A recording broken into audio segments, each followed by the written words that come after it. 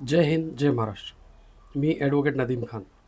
NDPS कायद्यानुसार जामीन, bell under NDPS act या नवीन लेक्चर सिरीजमध्ये आपलं स्वागत आहे. NDPS ॲक्ट म्हणजे narcotic drugs and psychotropic substances act. हा अतिशय कठोर कायदा आहे. यामध्ये जामीन मिळणे हे सहज सोपं नसतं. जामिनाचे कायदे इतर गुन्ह्यापेक्षा NDPS ॲक्टमध्ये वेगळे आहेत, कारण इथे आरोपीला जामीन मिळवण्यासाठी अतिरिक्त अटी पूर्ण कराव्या लागतात. आपण या लेक्चर सिरीजमध्ये सगळं समजून घेणार आहोत.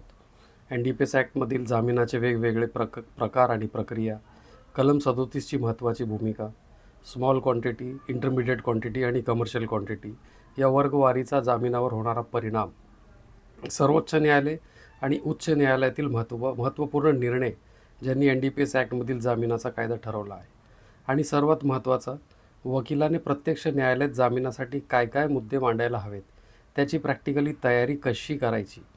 माझं उद्दिष्ट अगदी स्पष्ट आहे: कायदा समजायला सोपा करून सांगणे. NDPS ॲक्टचं नाव ऐकताच बरेचदा विद्यार्थ्यांना आणि वकिलांना वाटतं की हा विषय खूप अवघड आहे, पण आपण एकत्रितपणे तो सोप्या भाषेत समजून घेऊ. ही लेक्चर सिरीज कोणासाठी उपयुक्त आहे? तर कायद्याचे विद्यार्थी जे NDPS ॲक्ट शिकत आहे, वकील जे न्यायालयात प्रॅक्टिस सुरू करत आहे, किंवा कोणीही ज्यांना कायद्याचा सखोल अभ्यास करायची आवड आहे. NDPS ॲक्ट हा फक्त कायदा नाही, तर प्रत्यक्षात अनेकांचे आयुष्य बदलून टाकणारा विषय आहे.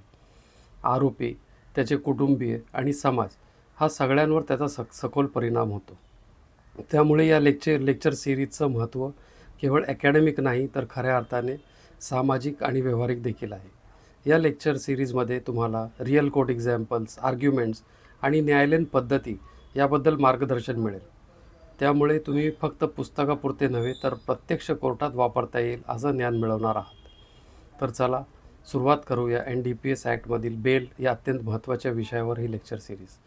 जय हिंद, जय महाराष्ट्र.